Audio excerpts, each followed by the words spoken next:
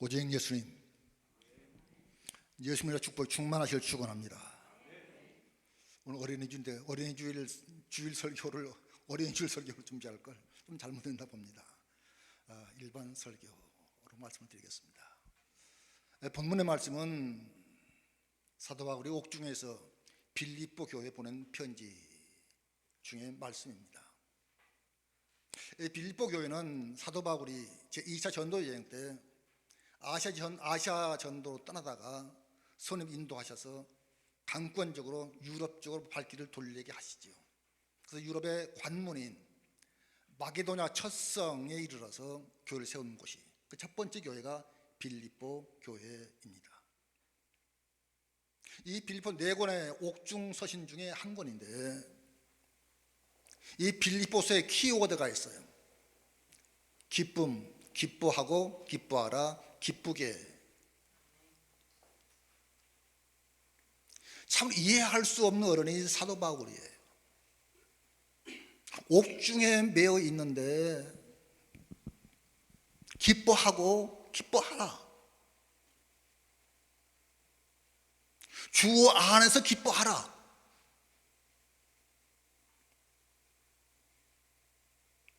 삶의 환경을 초월했었던 초연한 사람이 사도 바울이었습니다. 본물 중심으로 살든지 죽든지 부제로 예수님의 사도 바울의 예수님 신앙이란 제목으로 말씀을 함께 나눕니다. 첫째로 내게 사는 것이 그리스도다라고 강하게 말합니다. 내게 사는 것이 그리스도다. 말씀이 이렇게 말합니다. 21절입니다. 이런 내게 사는 것이 그리스도니 죽는 것도 유익하도다. 내게 사는 것이 그리스도니 말씀을 한참 들여다봐야 무슨 말인지 알 것 같아서 영어 성경을 살펴봤습니다. 그럼 이렇게 써 있어요. For to me, 나에게는 to live, 사는 것이 is Christ. 내게 두고는 사는 것이 그리스도다.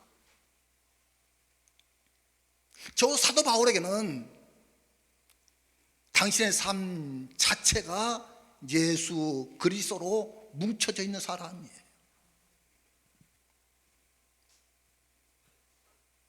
비닐봉지에 가득 채워진 물이 있다고 가정하십시다. 건들기만 하면 넘치죠. 사도 바울은 건들기만 하면 예수님이 튀어나오는 사람, 예수님은 충만했던 사람이 사도 바울이었습니다.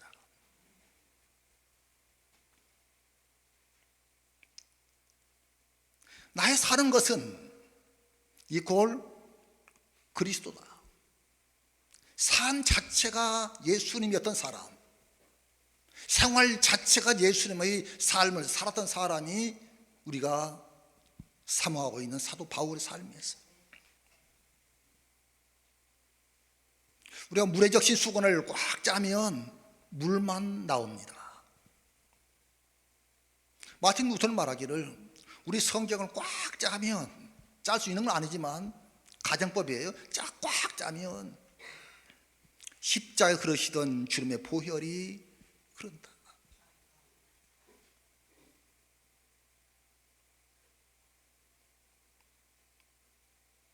사도 바울의 삶은 전체가 순전하게 예수님으로만 의미가 있었던 사람이었어요. 성경에 다 있으면은 바울 서신 중에 in Christ, 그리스도 안에라는 표현이 164번 있다고 했어요. 어떤 경우는 165번이나 써 있는데 164회가 언급되어 있다고 했어요. 다시 말하면 바울은 예수님이 아니면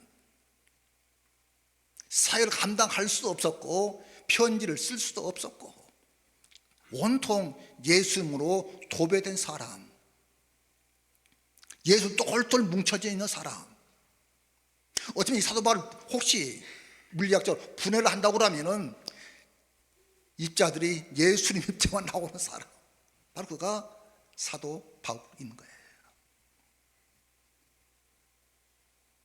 이 바울에게서 믿음이라는 것은 복음을 받아들이고 예수는 나의 구주로 고백하는 것이에요. 그리고 모든 신들에게서 돌이켜서 in Christ, 예수님 안에 들어와 있는 것이 사도 바울의 믿음의 내용입니다.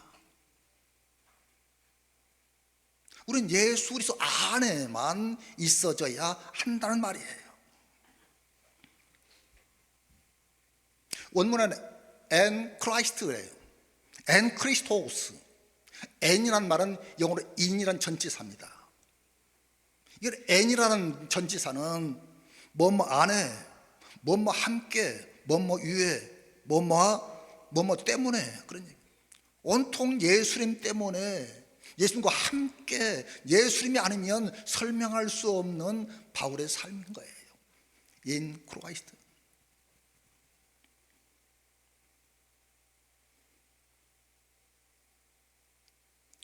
성경 속에 바울처럼 살았던 구약의 사람 보니까 요셉이라는 사람이 있더라고요. 그래서 창세기 39장 3절에 이렇게 설명합니다. 그는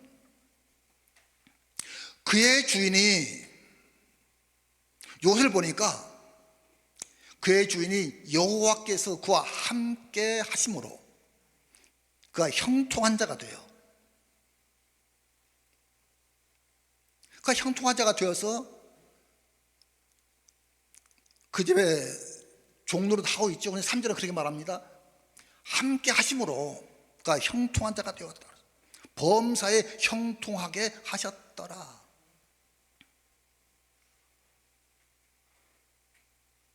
그의 주인이 요셉을 보니까 야훼 하나님께서 요셉과 함께 하심으로 요셉이 하는 범사가 형통하게 되었더라라는 것이에요. 그리고 주님과 함께 하면, 동행하면 범사가 형통하게 될 줄로 믿습니다. 사도행전 11장 26절 말씀 보니까 제자들이 안디옥에서 비로소 그리스도인이라는 일컬음을 받았더라. 그리스도인이라고 일컬음 받게 된 것이 안디옥 교회에서 일어난 사건이에요. 저 여러분, 그리스도인입니다.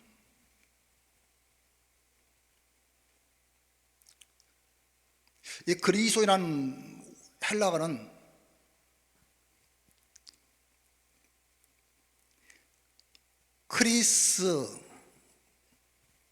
크리스티아노스라는 말입니다. 크리토스는 그리스도고 그리스도인 하면 크리스티아노스예요. 공룡 이름 같은데 공룡 이름이 아니고 그리스도인이 크리스티아노스라는 말입니다. 무슨 말인가 하면 그리스도인이란 말은 그리스도에게 속한 사람이라는 뜻입니다. 우리는 예수님 속한 사람이에요. 둘째는 그리스도인은 그리스도를 구주로 고백하고 믿는 사람이 그리스도인입니다. 세 번째, 그리스도를 따라가는 사람이 그리스도인이에요. 그래서 우리는 다른 말로 그리스도인들을 제자 혹은 하나님의 백성, 성도라고 부릅니다. 근데 재미있는 단어가 하나가 있어요.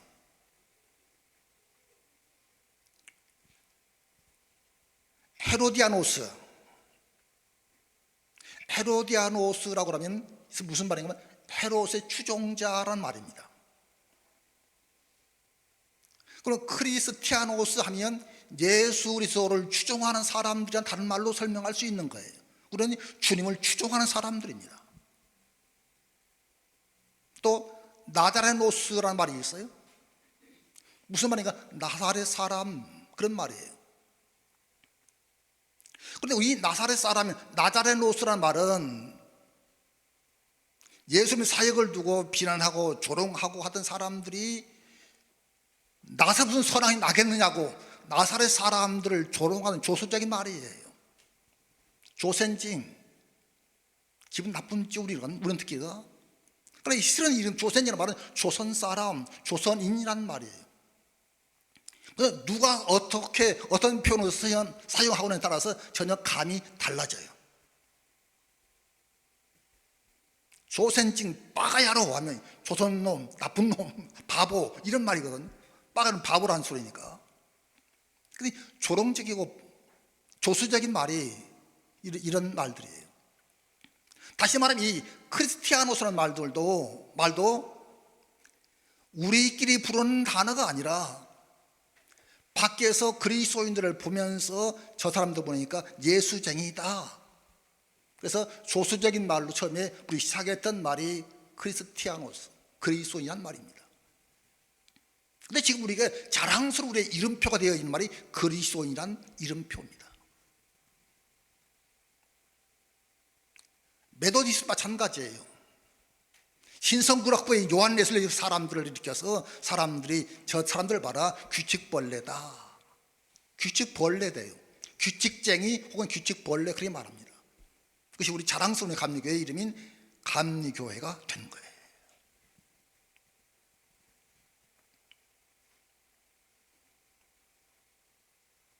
영국 친족의 목사님으로 영국 역사 가장 유리한 설교가였던 한 분이 스펄전 목사님입니다. 이 목사님이 선포하는 설교마다 예수는 십자가 빠진 적이 별로 없는 설교였어요. 말씀을 준비하고 있는데,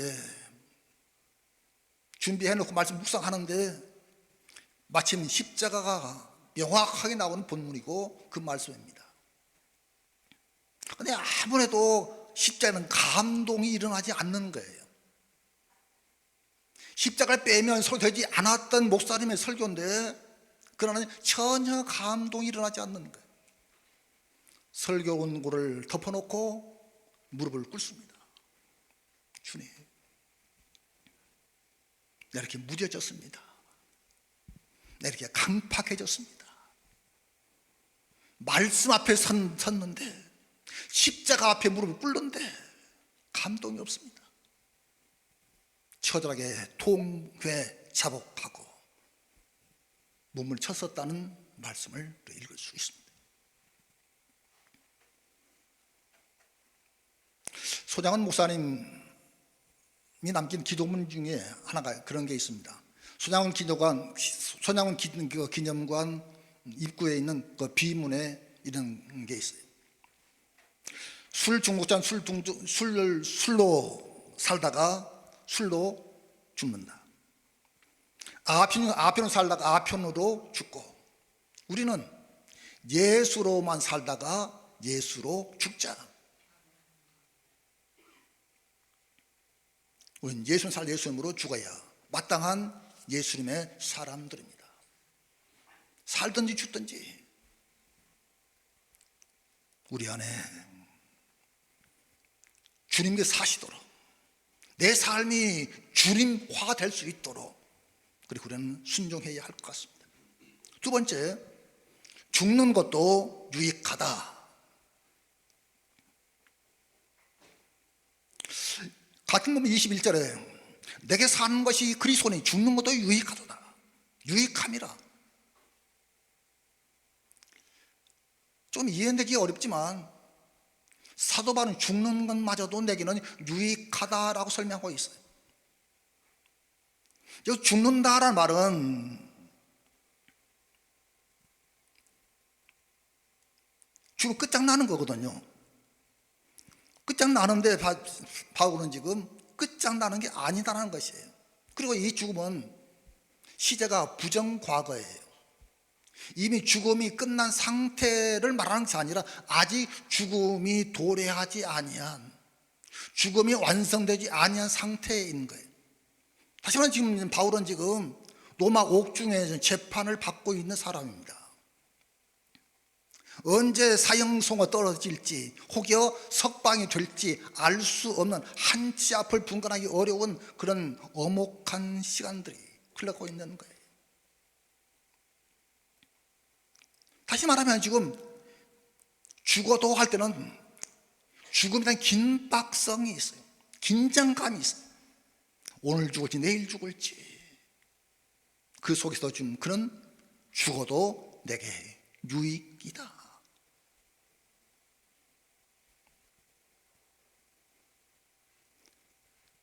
이 옥중에 있는 바울은 생사가 위태로운 사람이었어.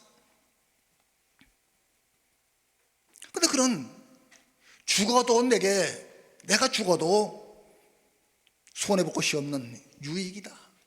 왜냐하면 죽어도 내 주님과 함께 있게 될 것이고, 죽어도 내가 천국에 들어갈 것이고, 죽어도 내가 나를 싫어하고 핍박하는 사람들을 더 이상 보지 않을 수 있기 때문에 내게 유익이다라고 말하고 싶어 하는 거예요. 죽고 사는 바울에게는 문제가 되지 않았습니다. 생사를 초월했던 초연한 사람이 사도 바울이었습니다. 순교를 각오한 순교 신앙인 거예요.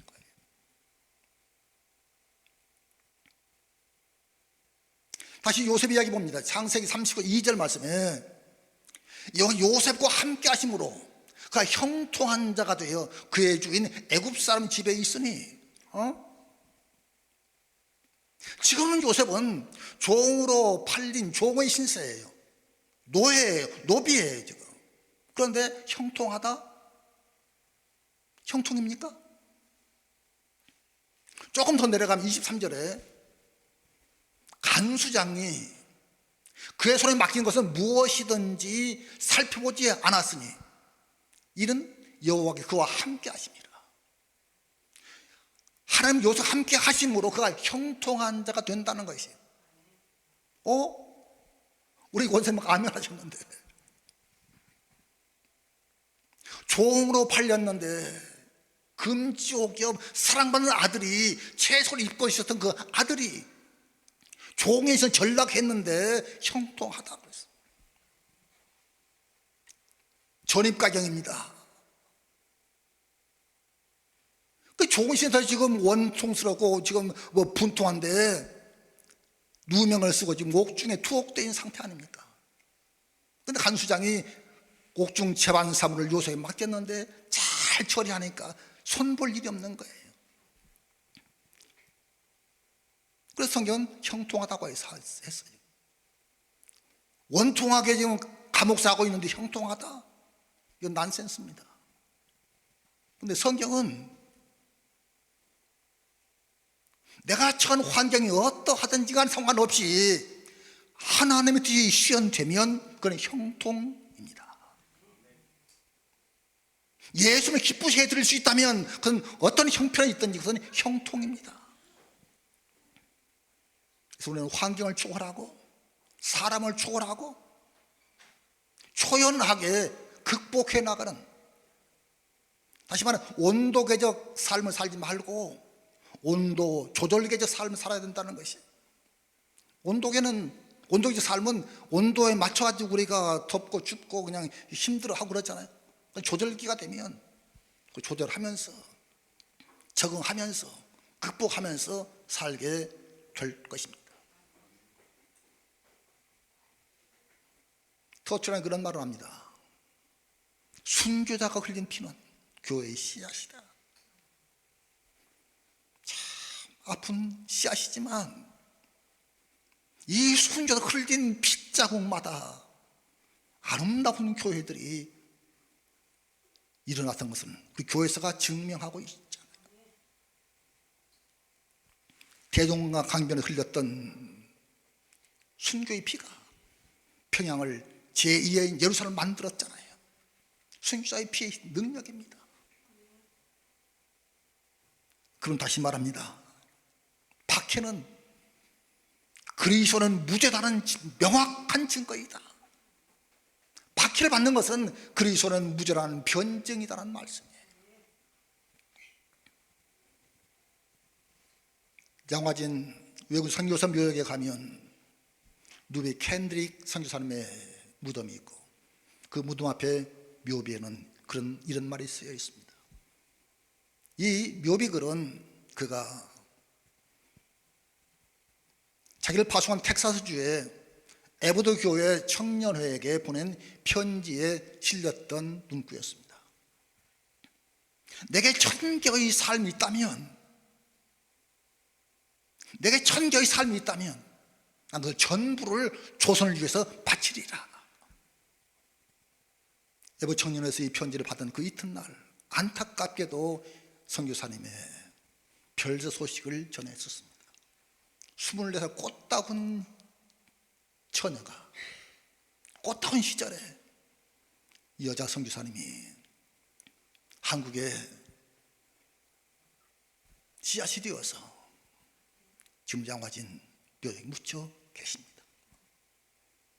천주의 생명 전체를 죽고라도 한국을 사랑하는 그분이에요. 며칠 전에 모건대학에서는 개교 70주년 행사를 했습니다. 마침 설립자인 찰스 도익스 박사님의 가족들이 많이 오셨던가 봐요. 그래서 이제 행사했던 사진을 뒤에 봤습니다. 도익스 박사님, 그리고 우리에게도 오셨던 서인근 선교사님, 이 어른들은 우리말을 우리보다 더 잘 쓰시는 분들이에요. 사자성어 능숙하게 쓰시고 억양 정확하시고, 그분들이 헌신이셨기 때문에 한국교회에 오늘이 있을 수 있었습니다. 살든지 죽든지 내게는 그리스도가, 내 사는 것이 그리스도다. 우리 삶이 그렇게 사라질 수 있기를 소원합니다. 죽는 것도 유익하다. 내가 죽어져도 주님 영광을 돌릴 수 있는 거룩한 죽음이기를 원합니다. 세 번째, 살든지 죽든지 그리스도만 존귀케 했다. 20절입니다. 나의 간절한 기대와 소망을 따라 아무 일에는 부끄럽지 아니하고 지금도 전과 같이 온전히 담대하여 살든지 죽든지 내 몸에서 그리스도가 존귀하게 되게 하기를 원하노라. 살고 죽는 것이 바울의 문제가 되지 않았습니다. 아무런 부끄럽지 아니하고 윤동주의 시처럼 하늘으로 한 점 부끄러움 없는 삶을 살았던 사람이 사도 바울이었어요.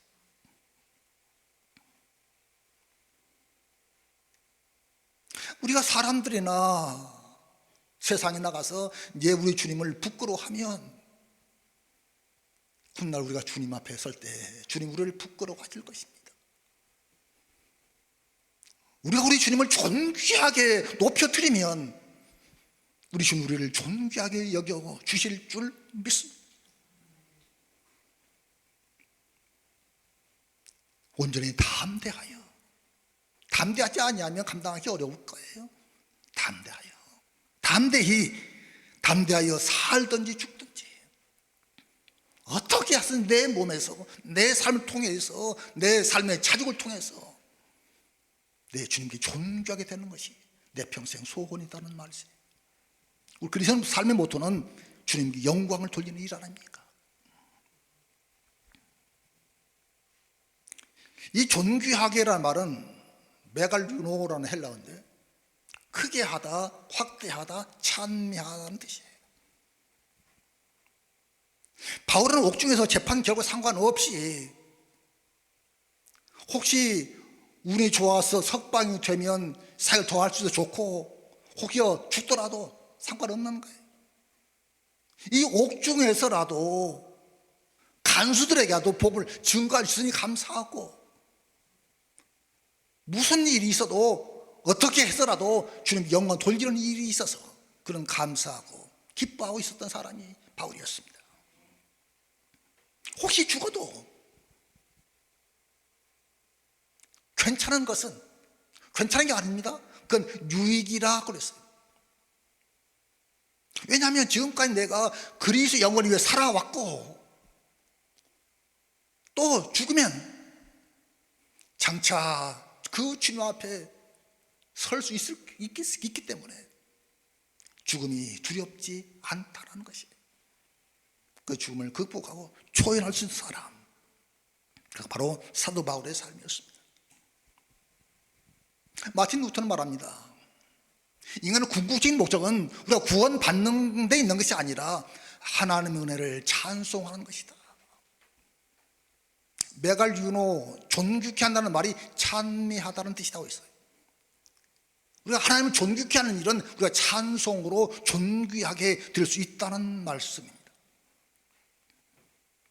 칼빈은 말합니다. 찬양은 모든 헌신 중에 최고이며 그리스도인의 진정한 증거이다. 우리 그리스도인의 입에서 그냥 터지는 게 찬송 아닙니까? 잘 나오는 게 찬송이 아닙니까? 믿음의 증거라는 것이에요. 찰스 웨슬리 말합니다. 내게 만일 10,000개의 입이 있더라도 구세주의 그 엄청난 은총을 노래에 넉넉하지 않습니다. 우리는 예배드리면서 23년 찬송을 했습니다. 찰스 웨슬리가 노래말을 적었던 찬송이죠. 만입이 내게, 만입이라면 10,000개 입이 내게 있다는 것이에요. 그러면 만입이 내게 있으면 그 입 다 가지고, 10,000개 입 다 가지고 내 구주 진 은총을 늘 찬송하겠네. 그 노래한 사람이 찰스 웨슬리. 찬송 549장 찬송은 슈멀크 목사님이 작시하시고 베버의 마탄의 사수, 오페라죠.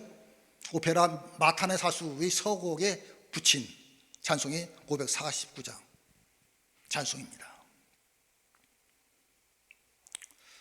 내 주여 뜻대로 행하시옵소서. 이 슈멀 목사님은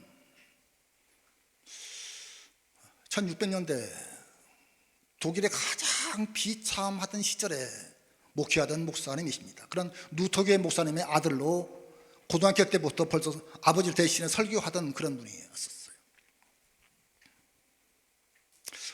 30년 전쟁이 있었던 주입니다. 그러니까 신구교, 종교 전쟁이에요. 신구교가 전쟁을 하는데 무려 30년을 합니다. 1918년에서 48년까지 30년 전쟁을 하면서 인구가 1600만 명이었는데 1000만 명이 죽고 600만만 남습니다. 얼마나 처참합니까? 그러니까 자연이 목불인정이죠. 비참하고 가난하고 헐벗고 그 척박한 환경이 슈 목사님 목회하는 목회 환경이에요. 캐톨릭 완성이니까 모든 교회들이 문을 닫고 캐톨릭으로 간판을 바꿔 달고 슈멀 목사님 교회만 덩그러니 하나만 남습니다. 그래서 이 목사님이 목회하는 목회의 바운더리는 무려 36개 마을을 다 해야 되는 거예요. 그러니까 한 번 10만 가시면 며칠씩 걸리는 거예요. 멀리 가셔야 되니까. 교회가 없으니까.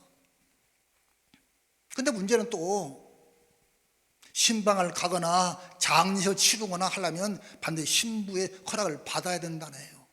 교회 가는 일인데 저승이 어떡합니까? 천주교 세상이니까 어떡해요?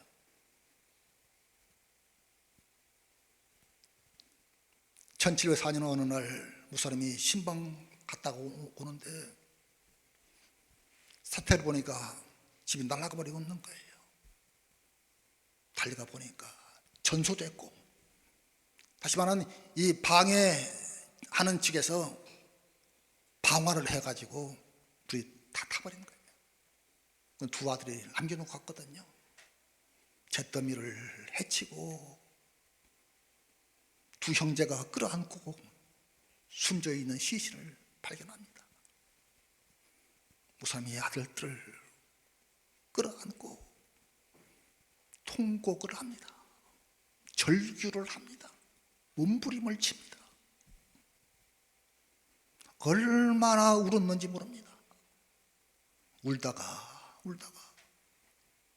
문득 스치는 생각이 있어요. 갈보리 언덕에 엎드리신 주님이 떠오르는 거 보이는 거예요. 정사로 무릎을 꿇습니다. 주님, 시물 목사는 통곡을 바꾸어서 기도를 드립니다.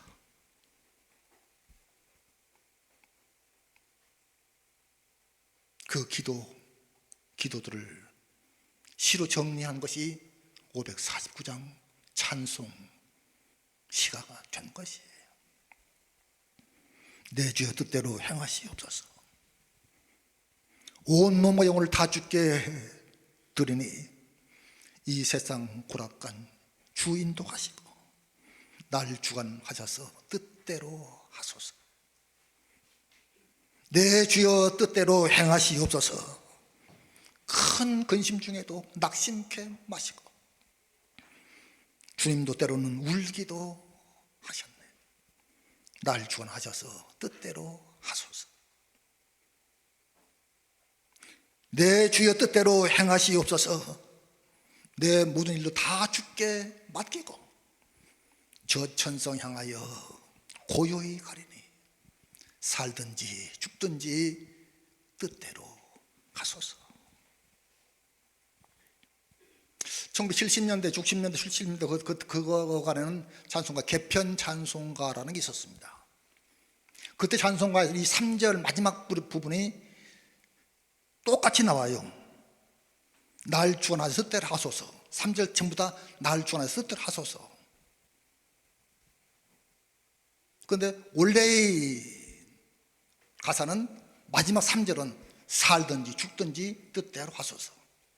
지금은 바꾸어서 원래의 가사대로 지금 다시 우리는 부르고 있습니다. 사도 바울은 살든지 죽든지 오직 예수님으로만 살았던 사람이 사도 바울, 위대한 우리의 사도이십니다. 기도하겠습니다. 자비로우신 아버지 하나님, 살아도 주를 위해 살고 주를 위해 죽을 수 있는 저희가 되게 하옵소서. 더러운 바울처럼, 더러운 요셉처럼 주님과 함께 살게 하옵소서. 살든지 죽든지 우리 주님만을 존귀하게 나타내는 삶을 살게 하옵소서. 감사하옵고 다시 오실 예수 이름으로 간절히 기도하옵나이다. 아멘.